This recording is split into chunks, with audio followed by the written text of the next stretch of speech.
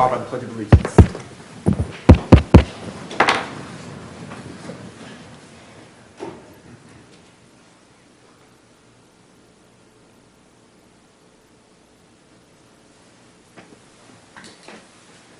Pledge allegiance to the flag of the United States of America and to the republic for which it stands, one nation, under God, indivisible, with liberty and justice for all.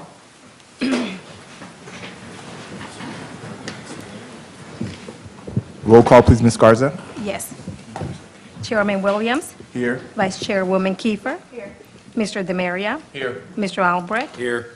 Mrs. Seberg. Here. Mrs. Williams. Here. Mr. O'Hanlon. Ms. Doane. Here. Mr. Gidi. Here. Thank you very much. And now for the most important part, any additions and corrections to the agenda? Yes, actually two today. Under consent agenda, personnel, ratification of personnel, and under action agenda, student achievement, proposed revisions to the 2019-2020 school calendar. Well done. Thank you. All right, next up, Superintendents Announcements and Spotlights. Thank you, Chairman Williams, Dr. Newman, other members of the board. Good evening to you, and certainly good evening to everyone that has joined us tonight. This is one of our favorite moments of the school board meeting where we get to shine the light on some of the great accomplishments that our students and staff have done throughout the school year. So tonight, we will showcase our Fine Arts Department from Osborne High School. I'm going to ask that Miss Angie Easley would come forward as I share this information. She's the Director of Choirs. Yes. You want me to join us next time? We're going to go ahead and start off with some of the highlights from the competition season for Center Stage as they have wrapped up their season. I will begin with the February 16th Clash of the Choirs Invitational at Mitchell High School. They received third place out of 6. They received Best Male Soloist for Tony Benton.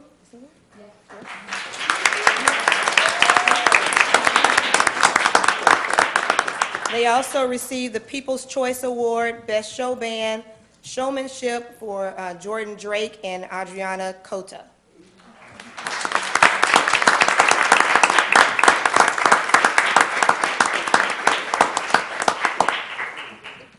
Then they moved on to February 23rd, the Commonwealth Choral Invitational at Thomasdale High School. They received 4th place, also the People's Choice Award, Best Male Soloist for Tony Benton.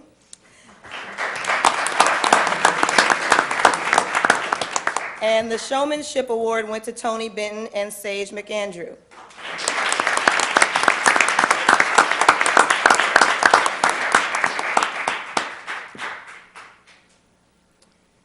In March, on the 9th, they attended the 30th Annual Classic at Manchester High School. They received 2nd place out of 12. They got the Best Male Soloist, of course, Tony Benton.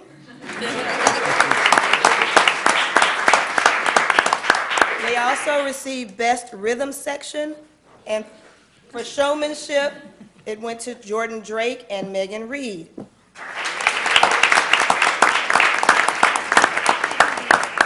Yes, okay. March 23rd, the Powhatan Diamond Classic at Powhatan High School. 1st place in their division, Best Show Band, Best Male Soloist, Jordan Drake.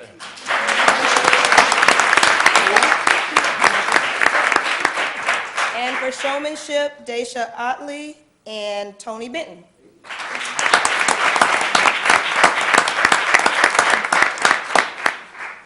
Finally, they went to the 2019 District 9 Choral Assessment. Eclipse, the 9th grade girls, they got straight superior ratings. Women's Select 10th grade girls, straight superior ratings. The Concert Choir achieved straight superior ratings. And Center Stage, straight superior ratings, Blue Ribbon Group.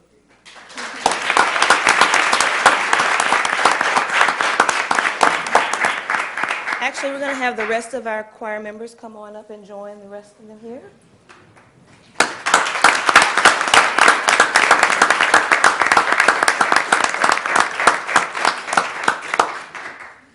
But there is more.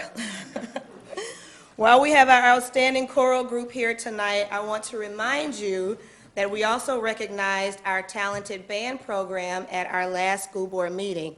At that time, Mr. Wassam shared with us that Osborne bands all earned superior ratings during their competitions as well, and also achieved the Virginia Honor Band status, something that hasn't happened since the late 90s for Osborne High School. That feat, coupled with all that the chorus groups have accomplished, has allowed Osborne High School to meet all the qualifications for the distinction as a Virginia Music Educators Association Blue Ribbon Award recipient. This is the highest award given to schools' music programs in the Commonwealth of Virginia and recognizes those that achieve excellence in band, orchestra, and choral performance. This is something that has never been achieved at Osborne High School. All disciplines in a school must receive a rating of superior at assessment to qualify for the award. So we're going to ask Mr. Wassam and his students to come join us up front.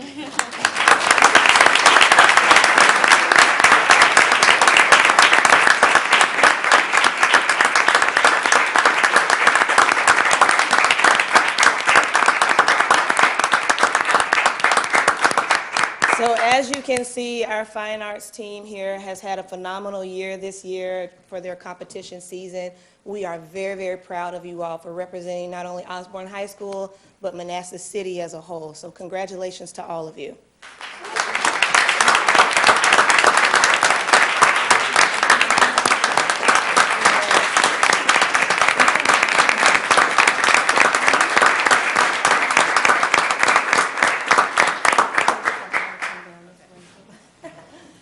Try to get everybody in this picture, so we just kind of come on down this way a little bit.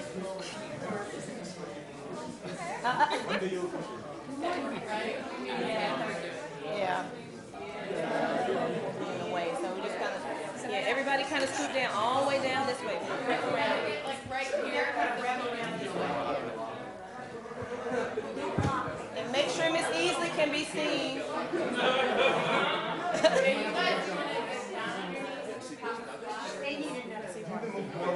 Yes. Make a second row in there. Yes. Yeah.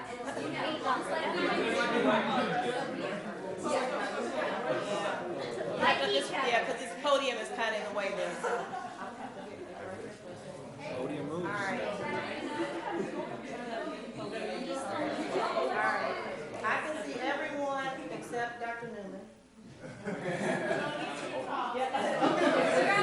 Okay, that's good. Oh, yeah. Now, let's see everybody's face. Yes, here we go. 1, 2, 3.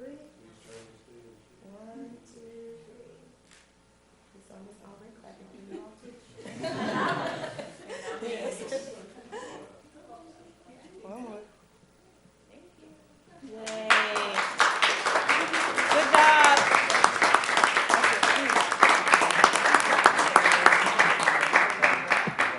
Thank you all.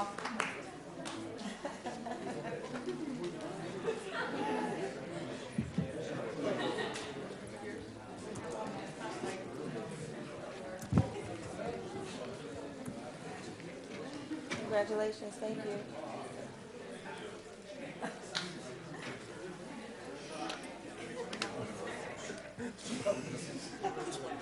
All right.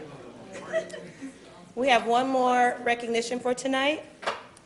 This is for Osborne High School Student Council Association. Each year, the Virginia Student Councils Association honors member schools who promote leadership and community service through their school's student council activities by awarding an achievement award. In order to be recognized, schools must apply and submit documentation of their completion of a variety of activities throughout the school year, including things such as school-wide service projects, orientation of new students, organizing community-based service projects, participation in school-wide mentoring, appreciation events, and of course, their regular SCA meetings. The Achievement Award is a true representation of the diverse program of work that Osborne Student Council has implemented since 2012.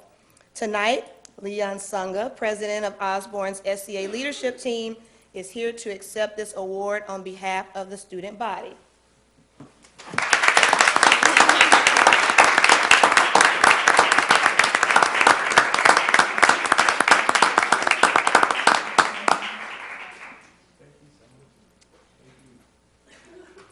Stay up. Just stay there, please. Of course, we all recognize that he alone did not make this happen. The total number of students and community members affected by the work of Osborne's Student Council cannot even be measured. The leadership team just returned from the state SCA convention that was held over the weekend in Virginia Beach, and they are anxious to begin the 2019-2020 school year. Osborne is one of 24 high schools in the state to receive the Achievement Award this year, but they have also received it for the last 5 years, which is truly remarkable. The group would like to share a special presentation with the board at this time.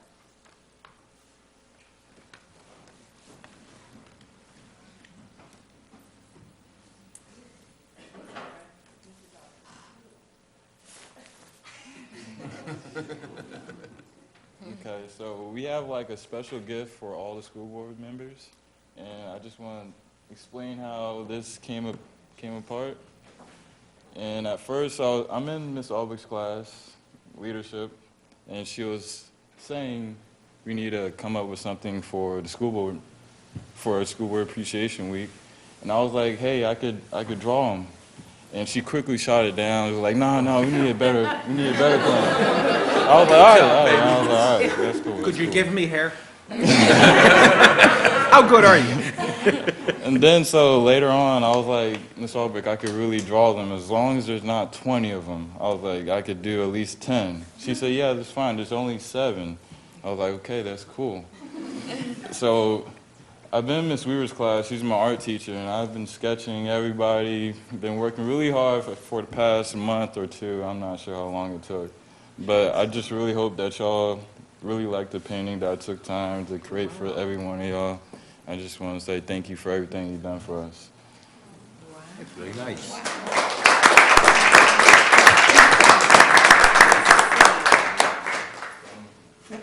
Yes, please. Show us.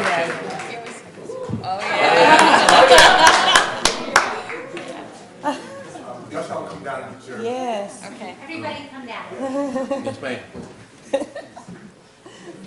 I know we want to see them all. Yes.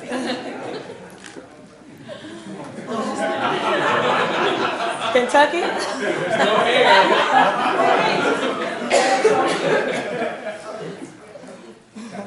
Let's see. Oh, yay.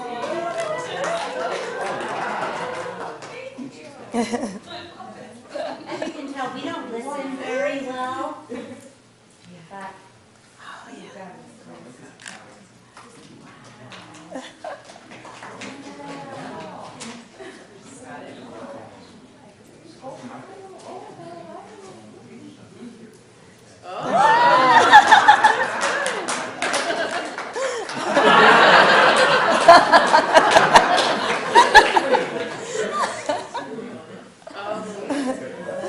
Yes.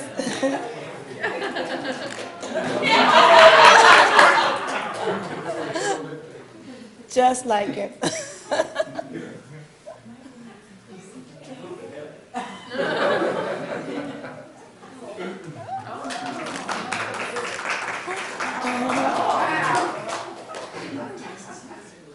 And Mr. O'Hanlon isn't here, but we can see his students. Yeah, I want to see his too.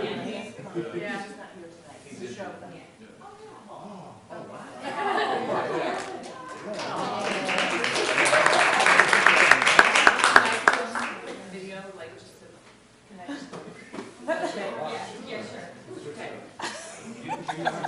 Thank you for your patience. All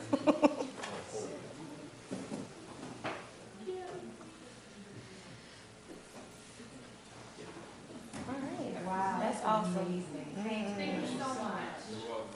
We're going to get all of you with this. Okay. can you stand with them? Sorry, we're gonna go. Sorry. I think I want One of each. Oh, can we just do, you a chance, like, can we just move them down the line? Yeah. Perfect.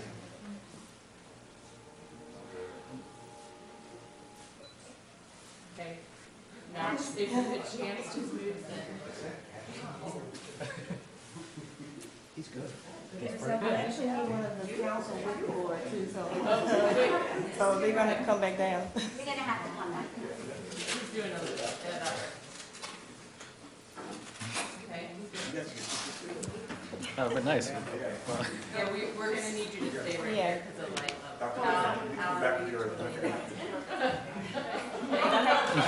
I have to get a group photo, guys, so don't leave. don't you just love your little cheerleading outfit? Okay.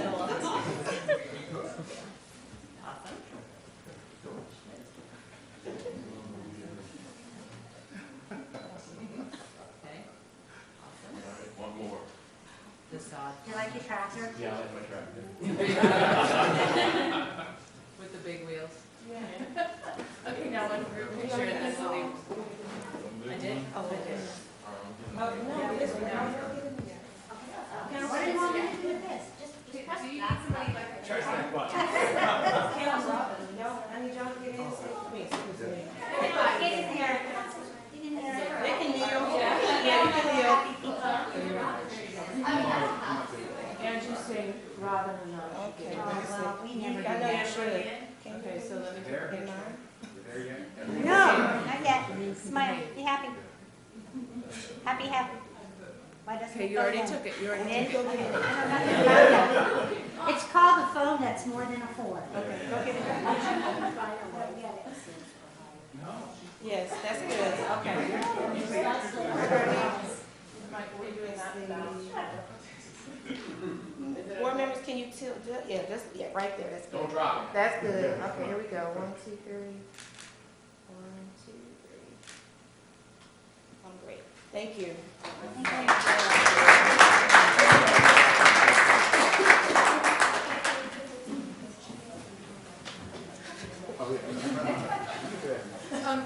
So, do you want me to, each of you have a board if you want to keep.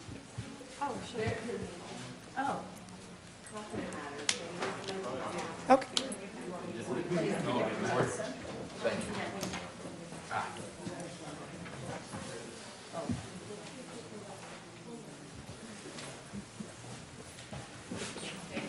Thank you. Okay. Thank you all. Now I can sleep.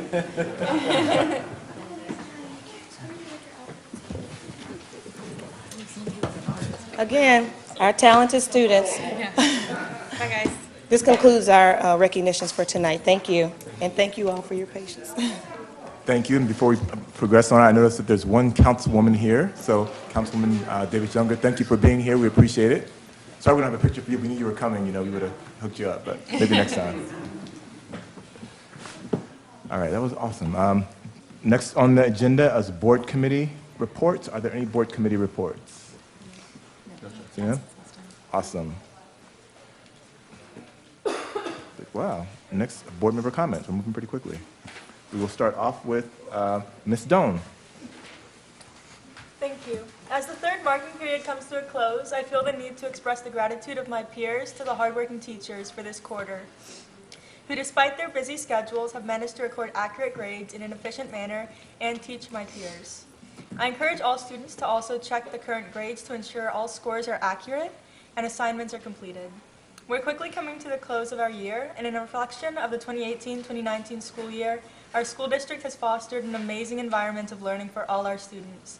And it would be impossible to condense a whole year of learning into a few minutes, but for the growth in our city, it's evident, as well as the development of each of our students. And we're all growing to be better individuals, and I'm grateful for that. Thank you.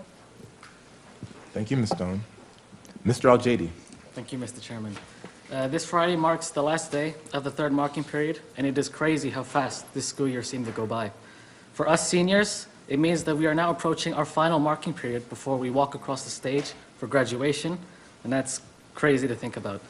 There are many special events planned for this final quarter, so I highly suggest that all seniors visit the senior class page on the Osborne website so they can see all the details on the many events that are coming up, such as prom, the senior class trip, the senior picnic, and graduation rehearsal. Let's end this school year on a good note. Thank you. Thank you, sir. Next up, Mr. DeMaria. Thank you, sir. Congratulations to our Fine Arts Department. I'll let everybody else speak of that, but it's pretty incredible and typical of our school system. Last night, we were able to go to the All-City Chorus. In the past, I talked about how we missed American Idol to go to that. We didn't miss American Idol. It's just unbelievable how talented our kids and our staff are to get our kids to where they are. It's just, I don't have the words for it, so I'll let everybody else speak about it that was there, because it was just incredible. Spring sports is in full swing. Baseball, softball, lacrosse, soccer, tennis. Get out and watch these kids. It's so much fun to be there in amongst the crowd. Everybody is so much fun, and it's just a good time to go out and not be sitting at home watching the TV. We lost Barbara Daniels a week ago or so, and Round had a memorial night for her, and I was lucky enough to have the time to attend, and I was so proud of the staff at Round and the children at Round for the memories they shared with Dr. Daniels, of Dr. Daniels, and the way they put this whole thing together rather quickly. It was very moving, and it's typical of the families we have here in Manassas City, not biological families, but our big Manassas City public school family and our individual school families. And a big shout out to the staff at Round that put that together quickly. It was very, very nice. Thank you, sir. Thank you, sir. Mrs. Williams. I don't have any prepared comments tonight, but I just wanted to acknowledge the Blue Ribbon Award for our fine arts. That's another first. We've had a lot of firsts this year, so that's just another one. And I'm proud of everything everybody's doing, students and staffs. And that's all I have tonight. Thank you. Thank you. Ms. Seberg. Thank you, Mr. Chair. Congratulations to all of those that were honored here tonight. I love seeing the spotlights, and it's great that our students could come out and our teachers and staff could come out to be acknowledged and shine a little bit in the spotlight. Couple reminders. One is for applications for our student representatives to the school board are due on April 1st. The applications are available online and also in the Osborne office. And that's for the opportunity to sit here like these two students here and represent the students of the city of Manassas. Second announcement is it's March, but it's not too early to be talking about prom and after prom. Prom is Friday, May 9th, and after prom is right after the prom. And it's held at Freedom Center, and it's a great way for us to keep the kids involved, doing fun activities, having a great time, the time of their life, and in a safe place. So it's held at the Freedom Center, and the committee for after prom is meeting right now. They're meeting right now at Osborne High School. So obviously we couldn't be there, but I offered to say a couple reminders out to the community. This committee has been working for 7 years to put this event on, but it's in jeopardy for the year 2020. They're asking for any committee members or any community members, parents, businesses to get involved. They're soliciting donations for food and prizes, and every little bit helps. You don't have to be a parent of a junior or senior, somebody going to prom, to participate in helping to put on this activity. There is a Facebook page. It's called Osborne Eagles After Prom. That's the best way to get in touch with them. They're very responsive. There's also a email, osborneafterprom@gmail.com. And I hope that you'll consider contributing. Thank you. Thank you, ma'am. Mr. Albright. Thank you, Mr. Chair. Certainly a sincere congratulations to Osborne High School. And I think what we witnessed tonight, both in the Fine Arts program, the SCA, is really indicative of the quality comprehensive education that goes on throughout the city of Manassas, whether it's the governor's school in STEM, academic, sports, whatever it might be. And all too often, that's lost in the hyperbole of everything. The only thing I really want to talk about is we've got quite a few action items tonight. Tonight we will pass a budget. We'll probably all talk about it at that point in time. The economy is first and foremost, I think, in every citizen's mind. It's first and foremost in what the General Assembly does. And I'm reminded of one of our former peers, Kurt Wonderly, who always said he didn't know an elected official who didn't support public education. They just seemed to forget it when they voted. That's exactly what happens to local school systems. We're overwhelmingly funded, should be overwhelmingly funded, by federal and state resources. And the federal and state government are not doing their part, to include the way the state characterizes a 5% teacher pay raise, which is not. And even at the local level, our council had to make difficult decisions and bifurcate or split the level of support between the rest of city government and the schools. And I think I personally, I think this board appreciates the action council took, but I think we also all caution that is not sustainable for the city to pit cops against teachers. Thank you, Mr. Chair. Thank you, sir. Vice Chairwoman Kiefer. Thank you. And I'm going to echo pretty much everything everybody has said tonight, but I did want to say, in sitting in the crowd last night at the All-City Chorus, one of the things that came to my own mind was, you know, why is Manassas different? Why is it special? And when you looked at the sea of kids of all the ages, of all the grade levels, and watching the little ones look up to the big ones and the big ones guide the little ones, that's Manassas. You had beaming parents, you had, you know, school board members, you had just everybody just in one place, in one mindset, and really appreciating why Manassas is so different. You're not going to get that everywhere. You're not going to get us being able to have this one-on-one interaction with our kids up here tonight, let alone having them draw our caricatures in such a wonderful, meaningful, and really a treasure for us moving forward in our lives. It's something we'll carry with us through this experience. You know, you go to the Manassas Museum, the city hosted our Osborne kids and their art. I mean, you don't get that in the bigger school districts, you just don't. And so I just want to say sometimes we glorify other systems, and I think we need to take time to glorify this one. The SCA is definitely one of our organizations that, under Mrs. Albricht's leadership, Ms. Weaver, they do incredible things. I've actually been going through the process of seeing how they do the elections, and it's almost more comprehensive than what we up here have to do. It's phenomenal what they have to learn and what they have to do to prove that they want to be leaders in their school, but they don't just stress the school, they stress the community. And that's really important in the work that our kids do and the holistic view we have of the experiences that they really need to thrive in life.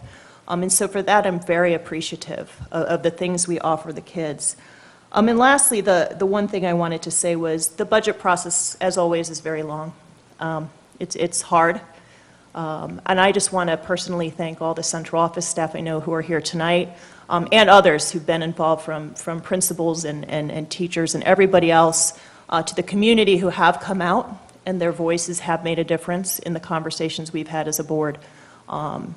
It's cliche to say it takes a village, but it really does.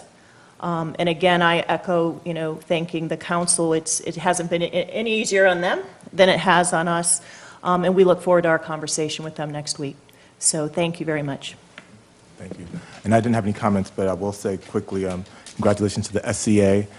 Thanks to them and Chance for the wonderful pictures, and congratulations to our chorus and music departments and the band for their wonderful accomplishment. And one thing that Ms. Kiefer said that struck me, there's a quote that I came across recently which said that when words fail, music speaks, and music speaks to everyone. And Ms. Kiefer mentioned the different spectrum of kids we have, and she talked about their ages and from kindergarten to 12th grade. But what I thought about first was the diversity we have, economically and ethnically. And our kids, our school system looks like our country, which is a beautiful thing. And they get along and they do well and they excel. If we could just take an example from how they work together as a diverse group and excel and show such great promise and talent and skill, we'd all be better off. So I thank them for their example. All right, next up, I didn't forget this time, citizens' comments. Are there any citizens' comments? And I didn't forget, of course, there were none, but that's all right. Okay, next item on the agenda is the consent agenda. Mr. Chair, I move the school board of the city of Manassas adopt the consent agenda as modified. Second. Motion by Mr. Albright, second by Mrs. Kiefer, that the school board of the city of Manassas adopt the consent agenda as modified. All in favor? Aye. All opposed? Ayes have it 6-0. The consent agenda is passed. The next item on the agenda is the discussion agenda, student achievement, the proposed 2021 school calendar. Mr. Lyon. Good evening, Chairman Williams, members of the board, Dr. Newman. This evening, I'm here to present the proposed 2020-2021 school calendar. But before I do so, I do want to highlight an important event that happened last week. The governor did sign into law, signed a bill into law that now allows school systems to start the school year before Labor Day and does not require snow days to do so. But part of that requirement is that you provide the Friday before Labor Day as a holiday to your students. So that is one change you'll see in the coming calendar. We did propose a draft of this proposed calendar to staff and received their feedback. The academic committee reviewed that feedback and made a few changes to that draft, which is now the proposed calendar that you'll see this evening. A summary of the proposed 2020-2021 calendar, a lot of words to say. Teacher workdays are 6, and that includes 2 flex days, but we're looking at those a little differently. I'll explain that in a minute. Professional development teacher workdays at 3. Those are the combined days where part of them may be PD and part of them may be a work day, depending on the principal plan for those days. Professional development days are 6 days. New teachers would report July 29th. They have 4 days above and beyond the returning teachers. Returning teachers would start August 4th. Students would start August 17th. And the last day for students would be May 27th. And the last day for teachers would be May 28th. So they'd be out by the end of May. All the holidays are essentially the same type of holidays that we've had over the years. And let me show you the calendar. So I'll just highlight a few things. So as you see at the beginning of this year, new teachers will report on the 29th. You'll see something different. We don't have the flex day requirement during these 4 days. We still, give credit for teachers for those 2 days because they do things beyond their contract time throughout the entire year. They're more than welcome to work with the principal during those 4 days that the new teachers are there. They're more than welcome to still go in and work in their classrooms to prepare them. It's just not the requirement to do those 2 flex days at that time. You'll see the typical holidays. The winter break would start the 22nd. I'm not sure if that color is coming out on the screen very well, but this is an early release day. We did that because a different approach here. After New Year's Day, we will start school right on January 4th. This is a little different approach, but in order to try to make sure the teachers and students are done at the end of May, we had to horse trade some days here and there to make that work. A professional development day after Martin Luther King Day. President's Day is there. An early release day after the 3rd quarter to provide teachers time to work on their grades for the report cards that go out that week. And everyone would be done before Memorial Day that year. That guarantees them a June and July off for the coming year. And that concludes my presentation of the 2020, oh, hold on. No, I take that back. I have one more slide. Next steps. Next steps. The proposed calendar will be posted for public input. We'll start a survey tomorrow out to parents and staff to gain input on it. Run that survey for 2 weeks and then present the findings to the school board on May 14th. That concludes the 2020 calendar. Thank you. Any comments or questions at the moment? I do. Oh, Mr. Albright. A couple questions, Mr. Lyon. Sure. You may have said it, and I was writing and didn't pay attention. The end of December is the end of the semester, correct? Oh, yes, thank you. I did not highlight that. Yes, the end of the semester would be December 22nd, correct. And that's a great question. Some people will notice that the second semester has more days than the first semester. I just remind people that the second semester is when we usually have our snow days. So having extra days in the second semester, accommodates for those days that we typically have code blue or code gray days. Okay, thank you. And my other question, you simplified the law. I actually went through a session a couple of weeks ago down in Richmond on it. If I recall, there were 3 basic levels of the governor and which one we fall in. Which one of those 3 things do we fit? The second one? Yes. Okay. Mr. Albright is correct. There are 3 different conditions. We do fall in, I believe, is the second one, where we are allowed to start more than 14 days before Labor Day because we've been using the good cause waiver for the previous school year, or the current school year. So we're the grandfathered waiver. There's some that have the forever waiver, and okay. Exactly. And then there's school the systems that device. have not been using the good cause clause cannot start more than 14 days before Labor Day. Thank you. You bet. Thank you. One thing, sir. Mr. Mario? Oh, okay. You had looked this way, and I just didn't want to, I didn't want anything. October 16th is a student holiday. Is that just for the end of the 9 weeks?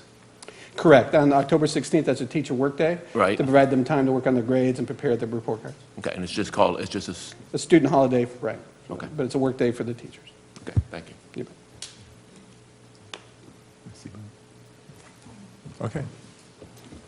All right. I think that's it. Thank you very much. I Thank appreciate you. the time. And look forward to hearing from you again. So, next up, Mr. Lyon. All right. Oh, I think we have. Okay, you go ahead. You drive.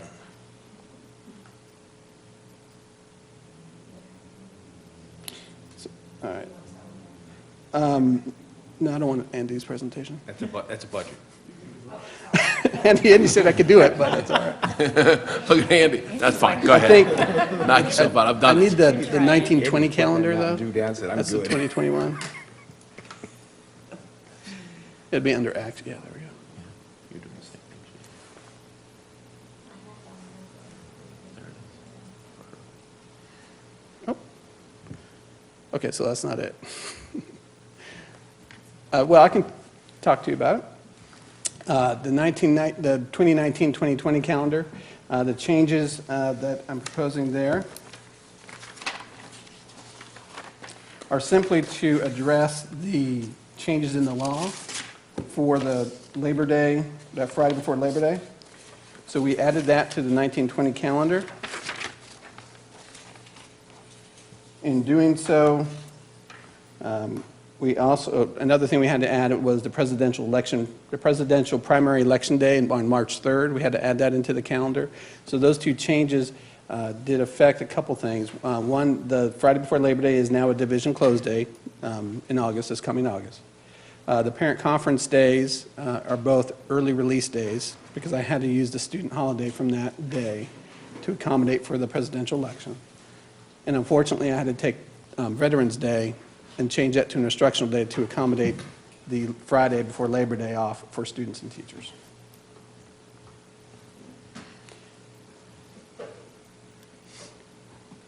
Okay.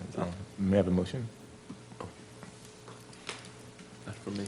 Mr. Chair, I move the school board of the city of Manassas adopt the modified academic 2019-20 school calendar. I'll second it. Motion by Mr. Albright, second by Mr. Demaria, that the school board of the city of Manassas approve the proposed revisions to the 2019-2020 school calendar as presented. Any discussion? One question. Yes. Mr. Lyon, you added in a presidential primary. I get it. It seems every year in the spring, What about state or local primaries? Would that be at that same date?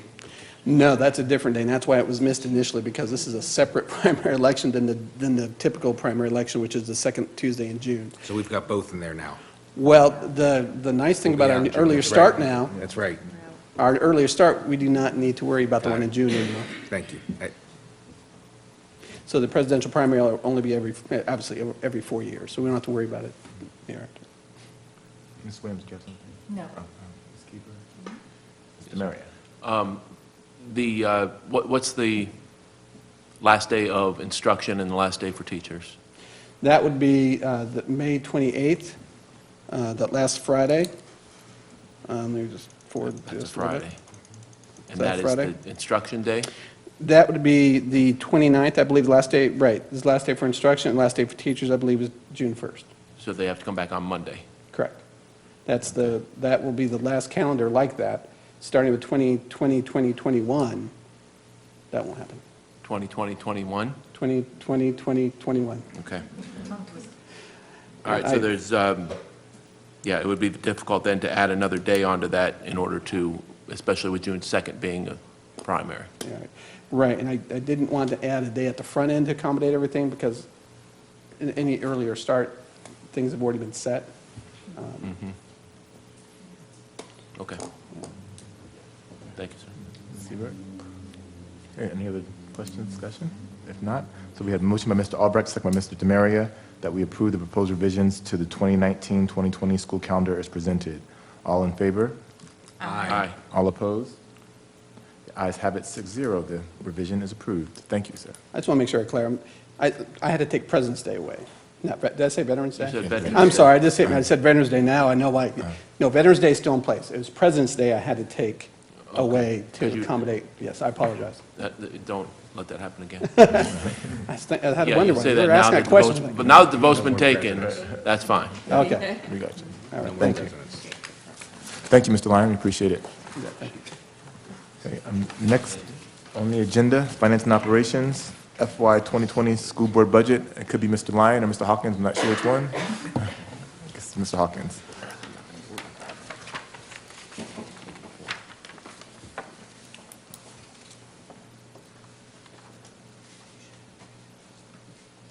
I don't know which one of these is the, there we go. Okay, so good evening, Chairman Williams, Vice Chairman Mrs. Kiefer, Superintendent Dr. Newman. The first thing I want to do tonight is, the establishment of every budget is a very challenging and at times very complex process. For example, tonight is the 12th meeting with the school board where the FY20 budget is discussed. This doesn't count the meetings with the Finance Committee, the meetings with this joint City Council and School Board, Finance committees, meetings with the school principals and department heads, and with the executive team and the superintendent. I know this sounds like a lot, but these meetings are essential to understanding the true needs of the school division and being transparent about our funding sources. So tonight, I'd like to thank you, the school board, for all of your efforts working on this budget, discussing issues with your constituents, lobbying for the school division in Richmond, and with our city partners at City Council. Even though we were not successful in acquiring enough funding to meet the true needs of the school division, we were able to show those needs and to gain an understanding so that when we go forward to future budgets, we can plan on how we get there and where we want the schools to be in the coming years. I want to thank City Council and the Mayor for their efforts as well. They too spent many hours of time understanding the school budget and our true needs.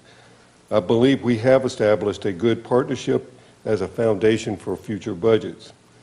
Finally, I want to thank the staff for their dedication and service during this process, especially Ms. Miller, who keeps me on the straight and narrow and keeps us all organized. God bless her. I don't know what I'd do without her. So the next item, so the next slide we've all seen before. We talk about where we came from. We started off with approximately $110 million worth of requests from all of the schools and the departments. Superintendent and the executive team met, and we came down to what we thought were our true needs, $108,295,000. And then we started looking at our funding sources and trying to determine how much money we were actually going to have, and so we prioritized those needs. We got down to the governor's budget, which was $104,363,000. With what we were going to get from the city and the governor's proposed budget, our number at that time was $104,363,000.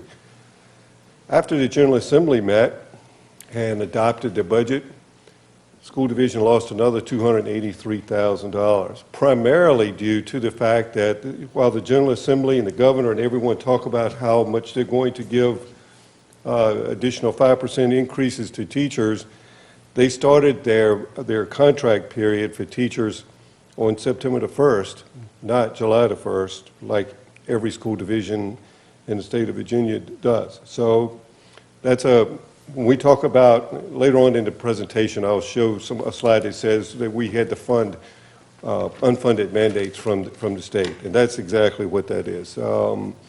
We don't, our fiscal year is July the 1st, it's not September the 1st. Our teachers' contracts begin at the beginning of the fiscal year, not at some arbitrary date established by the General Assembly. So you tell I'm a little frustrated with the General Assembly, so I'll go on to the next slide. So what's in the budget? Compensation increase for all employees on their respective scales, which exceeds the governor's proposal. The governor's proposal was for a 5% increase over the biennium, over a 2-year period of time. Last year, the school board made teacher salaries one of their primary objectives last year, to get this teachers' scales back into the marketplace, to make us competitive, because we understand that the biggest asset, the best thing that we have in every classroom is a well-compensated, skilled teacher. And we can't have those skilled teachers if we're not in the marketplace. So we made a big step last year by bringing our scales into the marketplace. This year we increased those teacher salaries again, one step on their scale, which on average was about 3%. So overall, for the biennium, teacher salaries increased 11.6% on average. The next one was contribution to the enhancement of the Dean School to extend the productive life until 2026. I think throughout all of our meetings, this has been one of our primary obstacles, that we were trying to decide, when are we going to build a new dean? What are we going to do with the Dean School? Right now, and we'll show it further in when we get to the CIP, but right now it doesn't appear to be financially possible for the school board to build a dean in 2021, as was presented in the superintendent's budget. So what we've done is, what we're proposing is that we push dean out to 2026, but we need to be able to make sure dean has meets all of our students' instructional needs until that time. So we've placed $1.5 million into the CIP for the enhancement of dean. We're beginning this summer and finishing hopefully the following summer, but we'll continue to be monitoring dean to try to extend its useful life, to improve the instructional environment for our students, to make dean last until 2026. At that time, we're hopeful that we'll be able to identify appropriate funding to be able to replace the Dean School.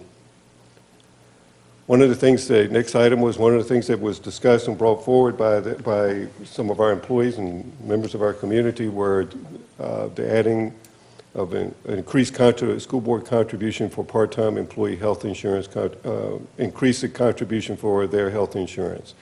That's been included in this budget. We've also, as we do every year, created and added additional positions and staffing changes to meet the evolving needs of our students. You've heard me discuss a little bit before about the unfunded state mandates. We had to cover all of those, regardless of whether we received appropriate funding from the state. We've enhanced our classroom and instructional technology. I think this year, all of our school grades will be on one-to-one, and we are enhancing the projectors, whiteboards throughout the school division. And of course, we always have to deal with the inflationary impacts for all of our goods and services that are purchased for our students. What's not in the budget is a cost of living adjustment. And, you know, this is a very important thing that's going to come back, that the school division will have to deal with it sometime in the coming years. I said earlier that the school division went back last year and brought our teacher salary scales back into the market. By not keeping up with the market, by not keeping up with the inflationary trends in our economy, our salary scales are going to fall out of the market again, and that this will be an issue that we'll have to deal with in future budgets. Identified funding for the new Dean School project, projected debt. I'll just discuss that a little bit. We need to find an appropriate funding stream to build a new Dean School. I think it's agreement by everyone on the school board, city council, and in the community that school needs to be replaced. We just need to come together and determine how we're going to pay for it. Gifted and talented program enhancement has been a budget request for several years, and it's still a goal of ours. We need additional English language learners teachers, ESOL teachers, or ELL teachers. We need to change our computer labs from having assistants in them to having computer lab teachers. We have numerous technology software requests from our teachers that have not been funded. And I think a common goal throughout the school board and administrative staff is one day we would hope to go back to having a 4-tier bus system instead of the 5-tier bus system that we have now, so that our students can get home in the afternoon. They not go to school when it's dark, and they don't arrive home in the afternoon when it's dark as well. So that's a brief recap or summary of what's in the budget and what's not. I know it's hard to see this. Alba, can you make it bigger? But this is the CIP. We'll discuss it more when we get to that section on the agenda.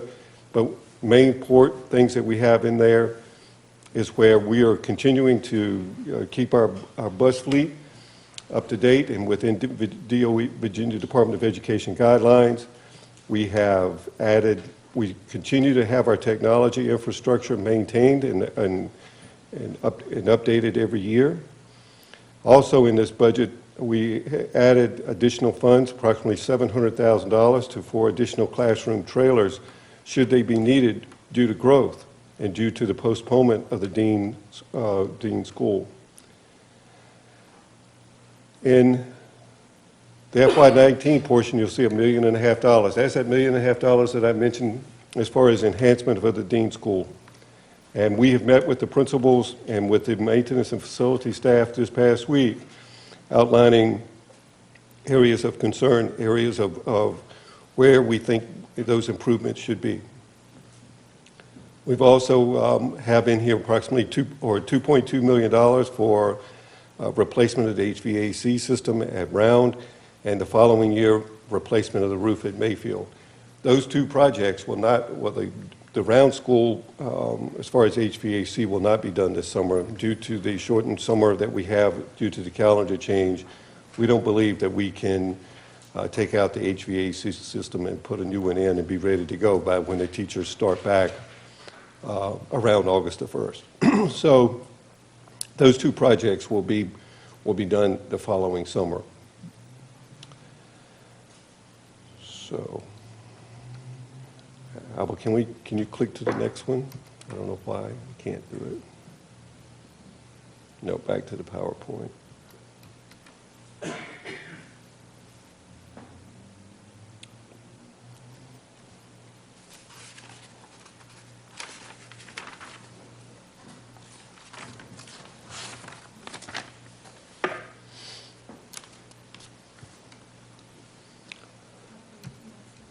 So this is a detailed breakdown of what our revenue, all of our revenue, where we were receiving it from and where the funds are being distributed. So all of our total funds is approximately $121 million. Out of that, off the top of that is $3 million for our capital improvement plan, and then a little over $6.2 million for debt service. Out of the remaining $111,793,000, our food service fund, almost $4 million comes out of that for operation of all of our food service programs, breakfast and lunch throughout the division every day, and the federal grant program, approximately almost $3.8 million. The remainder of $104,080,000 is the main school operating fund that's used to fund everything from teacher salaries to materials and supplies to everything that runs throughout the school division. So how is this money? This is a way of looking at how the money is broken down. You can see a little over 79% is directly budgeted towards school-based cost. But I always want to remind you that everything on that sheet supports the schools. Information and technology had over $4 million. Student achievement, over $5 million. Transportation, a little over $4 million. All of these funds go back to support instruction and in the school, in all the schools. Another way of looking at it is that we have about 83%, a little over 83% of our budget is salaries and benefits, and the remainder, 16.8% of our budget is everything else.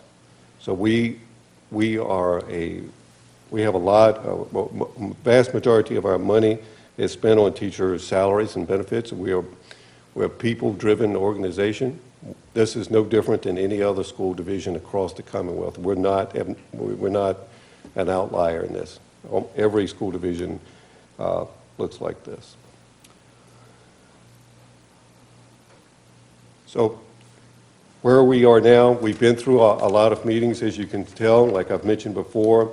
Our next meeting, though, is April the 3rd to present the budget to City Council in the Public Works Conference Room at 5:30 on April the 3rd.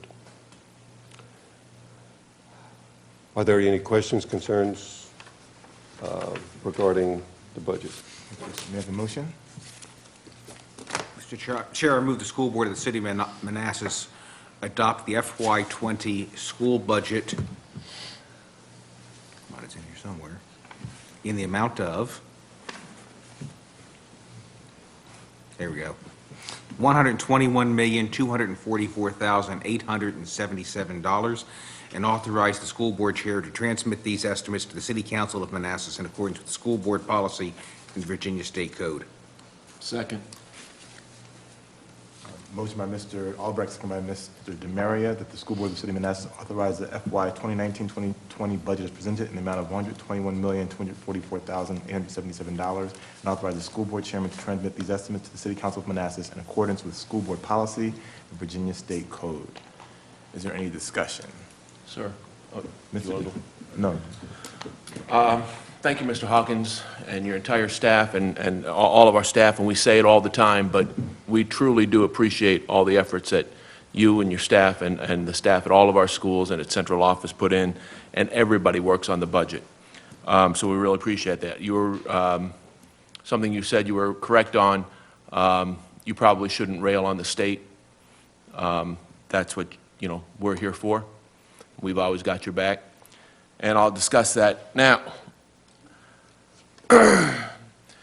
I've always tried to be honest.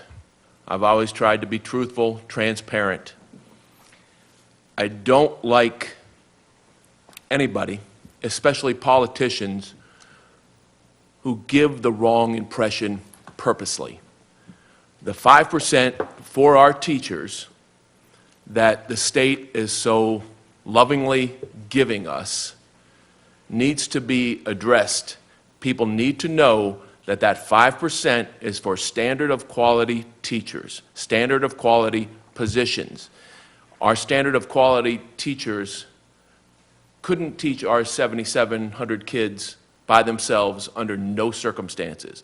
It doesn't come close to covering the cost of our staff. I do appreciate the 5% of standard of quality teachers they're giving us. It needs to be known that that is what they are allocating to us, not covering all of our staff. That's one of their, I think it's a lie when they say those sort of things and take credit for doing that. They're not doing that. And then to play games with that stuff and not start it until September 1st and not make it public, to take credit for giving 5% to our teachers and they're not coming close to that is, I guess it's not criminal, but it's pretty darn immoral. And I'm so thankful that the board that I'm elected to doesn't do anything like that. Not a member of this board does anything like that. We are transparent and we are truthful. And every other level I've seen, manipulate numbers, manipulate words to make themselves look good. We've got people talking about we're getting 100% more than any other department in the city. It's not true. It's not true. We're doing this on a shoestring. Our staff is taking a beating. We've done a heck of a job getting them up to equality with the surrounding district, not all the districts, just the surrounding district, up until this year. And now, once again, we don't have the funds enough to give cost of living adjustments. I understand that money is tight everywhere, and I can live with that, and we can figure that out. What I can't understand is how our elected politicians can't be truthful and honest off of this board. I guess once you leave this board, it's different. But I'm very proud to be sitting up here, and I'm proud that this is the position I've run for and that I only ever plan to run for because of the quality of people on this board. Thank you, sir. Thank you. Ms. Seberg. Mr. Albright. Thank you, Mr. Chair. Mr. Hawkins started with, and as we talk tonight, I want to reinforce the point that this board had 12 nights worth of dialogue. Mr. Hawkins called them meetings. Meetings sometimes can be boring and unproductive. We had honest, open debate and discussion. And that was necessary because, as Mr. Hawkins showed, the budget we are approving, the state constitution says a needs-based budget. Well, if it was a needs-based budget, we'd have $4 million more worth of revenue and spending. So we're finessing words because of the inability at the federal, state, every level of government to properly fund public education. And we're making tough choices. The delay of Dean is the most significant. And I personally fear it's going to be another Baldwin as it festers. But the single biggest piece is that delay will cost the taxpayers about $25 million because the cost of construction will disproportionately escalate while we sit there and wait and spend money to make something keep on lasting. It will work, but it is not the wisest investment decision a government could make. But it's the only choice we have given the options we have. We're also not putting money in the things that should be the most important things we have, and that's the future. And we are not supporting two populations in what we just said. Gifted and talented, the best and brightest, and why do we want to attract them? And we're not enhancing a program that many of those parents want. And we have some of the most challenged populations in the Commonwealth, and we're not addressing the increase of needs with the ELL there as well. And finally, the mobile learning cottage trailers came back up again, and they're back in the CIP, and while none of us like it, and we'll all be talking about where they're going to go, and I've said it, and I'll say it again, if it's 5th and 6th grade students, and by the way, that's 1/6 of the school system, K-12, if you think about it, there's no place to put those but at Baldwin Intermediate School in Old Town. Thank you, sir. Ms. Williams? No. Ms. Keeper? No. So I'll be brief. One, I want to again thank the staff for their hard work, all the staff here. They put in countless hours, and some might think, well, that's their job. No, they have to go above and beyond their job to make things work. So I appreciate your time and your efforts, all of you. Thank you for what you do. I feel a mixture of happiness and disappointment.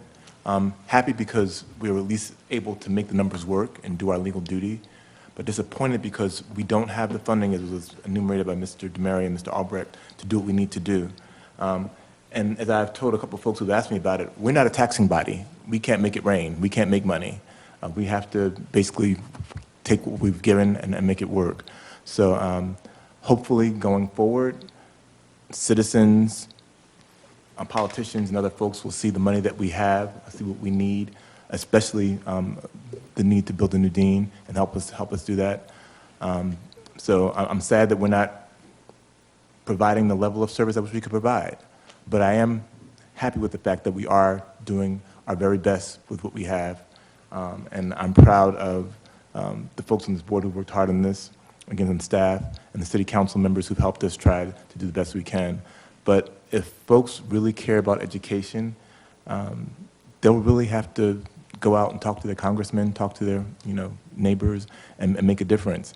I mean, people say, where your heart is, your treasure is also. And if our treasures truly are children, then we're going to need to work to make the best life for them. And right now with this budget, we're doing the best we can with what we have, but we could be doing so much better as a society. So with that, I will go back to the motion by Mr. Albright that the school board of the city of Manassas approve the FY 2019-2020 budget as presented in the amount of $121,244,877 and authorize the school board chairman to transmit these estimates to the City Council of Manassas in accordance with school board policy and Virginia State Code. All in favor? Aye. Aye. All opposed? The ayes have it, 6-0. It is approved. Next up, the FY 2020-2024 CIP and 5-year forecast.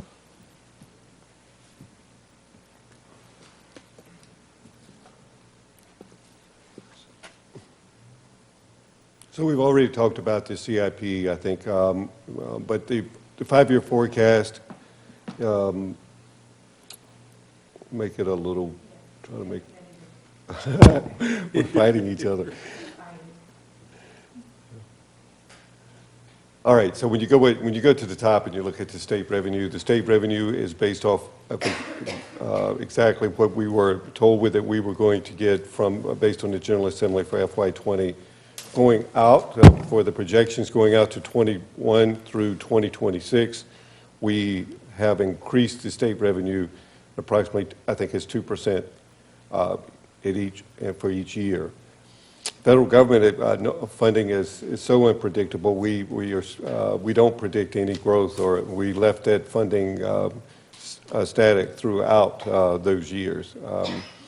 Those numbers, based on what I'm hearing from the president's budget, may have to be revised to meet downward. I think there are substantial cuts, or if the Congress agrees or approves the president's budget, those numbers will probably have to be reduced.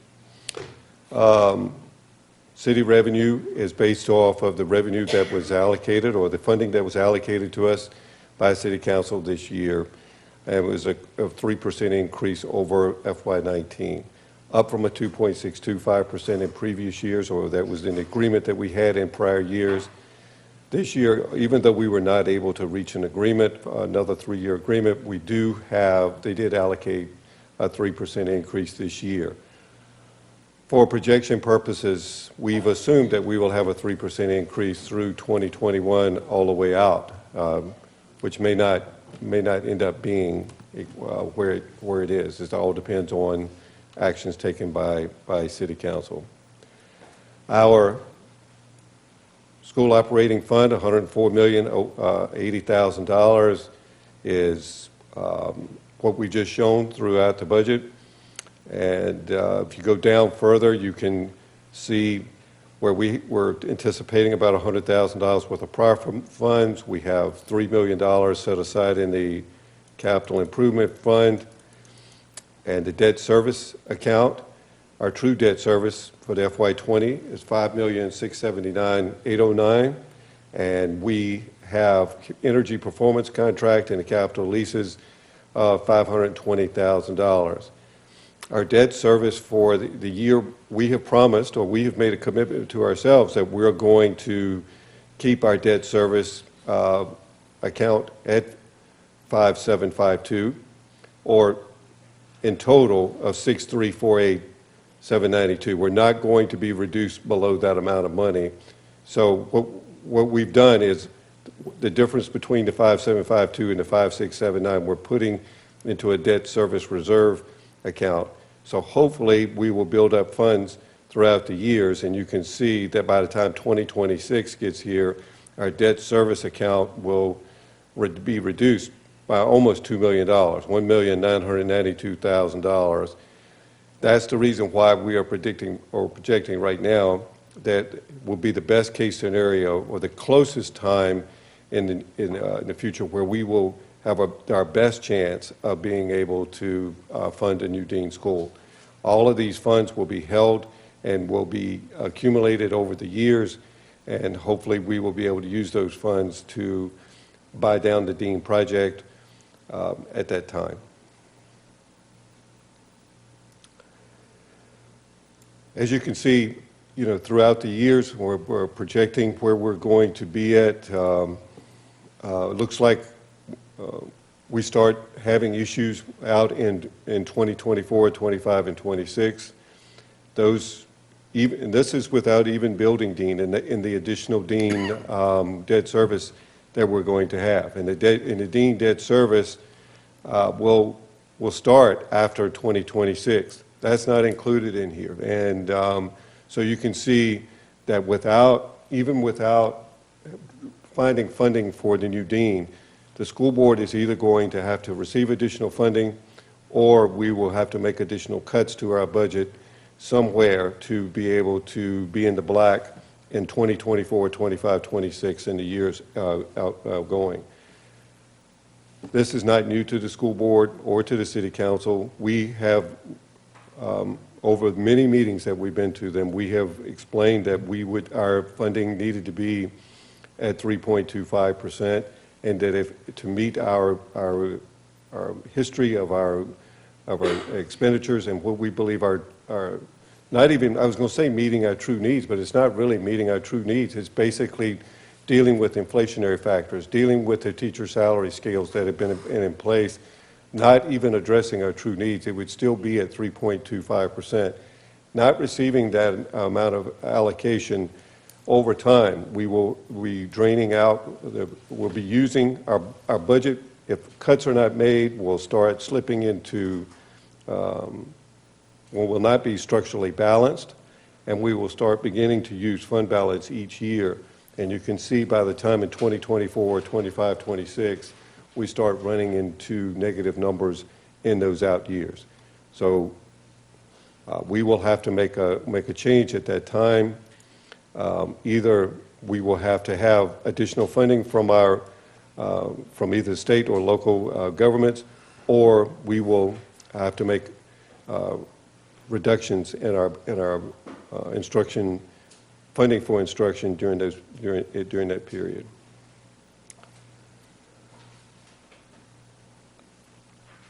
So with that, are there any questions, concerns, comments that the board would like for me to address? May I have a motion? Mr. Chair, I move the school board of the city of Manassas approve the FY20 capital improvement plan and the 2019 to 24 five-year forecast as presented, and authorize the school board chair to transmit the FY19 to 24 CIP and five-year forecast to the city council of the city of Manassas in accordance with school board policy and Virginia State Code. Second. Motion by Mr. Albright, second by Ms. Kiefer, that the School Board of the City of Manassas approve the FY20 capital improvement plan and the 2019-2024 five-year forecast as presented, and authorize the school board chairman to transmit the FY19, FY24 CIP and five-year forecast to the City Council of Manassas in accordance with the school board policy and Virginia State Code. Any discussion? One thing, sir. Mr. Maria. We've said this over and over and over, and I'll say it one more time. It looks like we're listening to what you have to say, and we're signing off on it. And everybody needs to know we've seen these evolve dozens of times. All of the things that are being presented right now, we've been going over this for months and months and months and months, and we've had questions and questions and questions. That's why we don't have any tonight. Great Thank point. you, sir. Thank you, sir. Any other comments? Mr. Chair. Mr. Albright. So, in my day job, I spend a disproportionate amount of my time looking at annual operating plans, budgets, strategic investments, and how to move the needle and change the direction of a company. When we look at these five-year revenue forecasts, and Mr. Hawkins is right, all indications are our federal revenue will go down 5 to 7%. Our joint committee was unable to come up with a new bilateral agreement. Historically, when we've put these in place, we had a pretty high level of assurance of the revenue. This year, what I can say is it's an estimate, it's wrong, and it's based on hope, and that's not a very good plan. But that's about what this board's going to approve. So as we go forward, looking over the next five-year plan, you start thinking about we have that 2-year opportunity in 2026 for debt service Mr. Hawkins talked about. Half of that opportunity gets used just in the increased debt capacity you're paying for in the escalation of the cost of the building. So it's not as big as you think it is. So those are the kind of long-term planning the board needs to do, and we want to work with our peers on city council and do what's right for the city. So thank you, Mr. Chair. Thank you.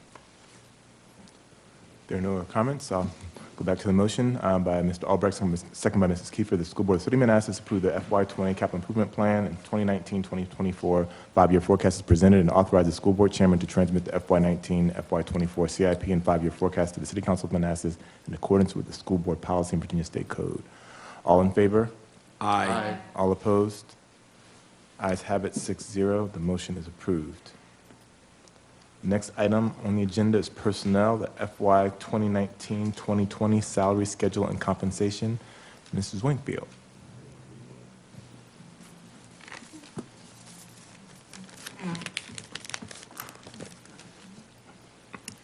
No additional steps or increases were made to the administrative, instructional, and classified salary schedules or to the coaching and EPED listings. It has been proposed that the instructional substitutes receive an increase based on a market survey that was presented to the board last fall. Thank you. May I have a motion? Mr. Chair, I move the school board of the City of Manassas approve the 2019-2020 salary schedules and compensation as presented. Motion by Mr. Albright, second by Mrs. Kiefer, that the School Board of the City of Manassas approve the FY 2019-2020 salary schedules and compensation as presented. Is there any discussion? Yes, sir. No, just because, and Mr. DeMary is going to say the same thing for him. Someone may have noticed my spouse was here this evening, and she is indirectly affected by that, and that in no way affects my ability to render a vote. Thank you, sir. Ditto. Not his spouse, but mine. Oh, getting kind of nervous there, but okay. Thank you. All right, so, any other comments? All right. The motion again, the School Board of Manassas approve the FY 2019-2020 salary schedules and compensation as presented. All in favor? Aye. All opposed? Ayes have it, 6-0.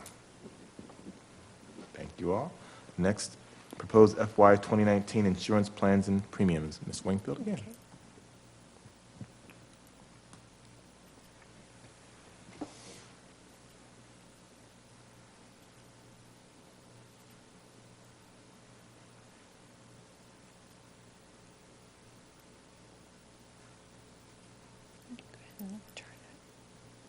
one. I mean, to the next page, page 2, or I can do it, hold on. And it was the first one was right, I just wanted it to turn to the second page. Okay. No, I mean, of the other one, that. Okay. At the March 12th school board meeting, concerns about the difference in health insurance premiums based on a division employee's part-time or full-time status was expressed. Currently, there are 92 part-time employees in the division. Approximately 40 of these 92 employees are enrolled in the Anthem or Kaiser health insurance plan. Based on school board directive, one employee contribution rate for health insurance, regardless of full-time or part-time status, is being presented tonight. With the rate change and board approval, this will be effective July 1, 2019. This year, Anthem did not have an increase in premiums, and Kaiser had an increase of 8%. And that's one, if you want to go to the next one. This just shows the employee and the employer contributions for health insurance plans.